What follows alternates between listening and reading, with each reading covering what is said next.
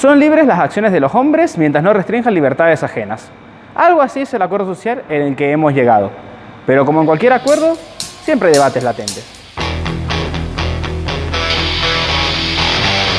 En derecho existe un concepto que es el de impuestos de ordenamiento. Algunos llaman impuestos selectivos. Son impuestos aplicados a productos para desincentivar su consumo. El objetivo es simple: promover el no consumo de los mismos a través de aumentar artificialmente su costo.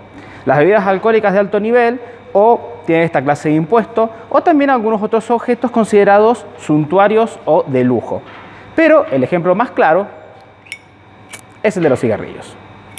El tabaco en nuestro país tiene una alícuota de impuesto del 70% del precio del valor del consumidor, según esta ley de impuestos internos, la alícuota más alta, sumado a que también se grava toda la escala productiva. De ahí viene la frase de que todo el cigarrillo o la mayor parte del cigarrillo es por impuesto. Y también de origen del estampillado que llevan los paquetes.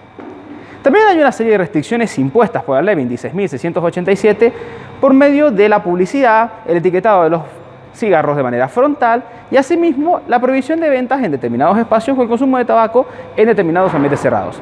La multa es bastante poética. Las infracciones a las disposiciones de la presente ley serán pasibles de las siguientes sanciones: multa en moneda de curso legal equivalente al valor de entre 250 y 1000 paquetes de 20 cigarrillos, cuando se incumpliere lo normado en los capítulos 5 y 6. En caso de reincidencia, dicha multa podrá alcanzar un valor de hasta 2.500 paquetes con las mismas características. B. Multa en pesos equivalente al valor de venta de 10.000 a 100.000 paquetes de 20 cigarrillos en caso de violación de lo dispuesto en los capítulos 2, 3 y 4. En caso de reincidencia, la multa se podrá elevar hasta el valor equivalente a 1.000.000 de paquetes. C. Decomiso y desconstrucción de los materiales y los productos elaborados o comercializados, de clausura del local, institución o cualquier otro establecimiento donde se contravenga lo pautado en la presente ley. Ahora, ¿por qué los estados intervienen? Hay una explicación legal y una explicación extralegal. Una visión pesimista propondría que es a los fines de financiamiento de los gastos inevitables de salud de que las personas fumadoras generarán a lo largo de su vida. Una visión optimista proporcionará como el mejor método para desincentivar, siendo conscientes de lo que pasa cuando se prohíbe. Ejemplos nos sobran, y los vimos anteriormente. La verdad termina siendo un punto medio entre ambos, aunque vale la pena aclarar que la intervención legal en el mercado del tabaco es bastante reciente y tiene una causa extralegal. Por mucho tiempo se intentó limitar la intervención calificada como innecesaria y argumentando que era nociva a los fines de las personas, o incluso más atrás en el tiempo, argumentando que los cigarrillos no eran nocivos para la salud. Respecto a ello, la película que da nombre a este trabajo nos cuenta una versión exagerada de la misma. Gracias por fumar es una película satírica del 2005 y dirigida por Jason Reitman, que surge de la voz de Nick Naylor, un lobby de la industria tabacalera que utiliza su inteligencia y, el don de la palabra para defender los derechos de las tabacaleras y de la industria que representa, incluso llegando a estar a cargo de una agencia de investigación claramente tendenciosa.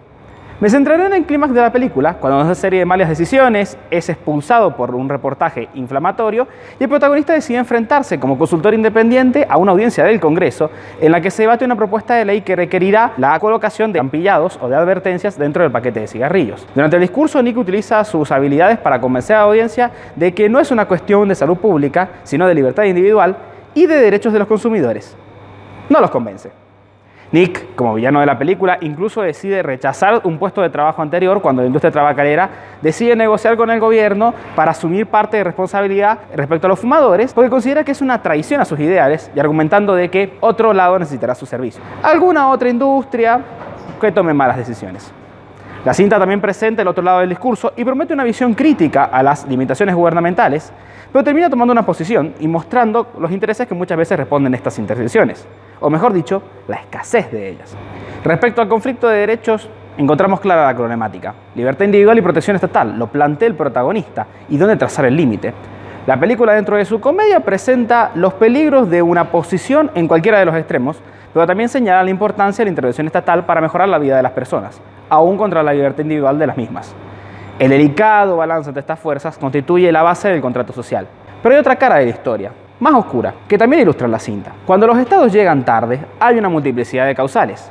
A veces es porque no hay un acuerdo para la legislación y a veces es por desconocimiento de las problemáticas, pero muchas otras veces es porque hay intereses contrapuestos y factores de poder determinantes. No debemos obviar eso el llamado componente histórico-político de las leyes, como también a veces problematizarnos qué nos proponen ciertos pronunciamientos y posicionamientos y cuál es el interés que tienen de fondo.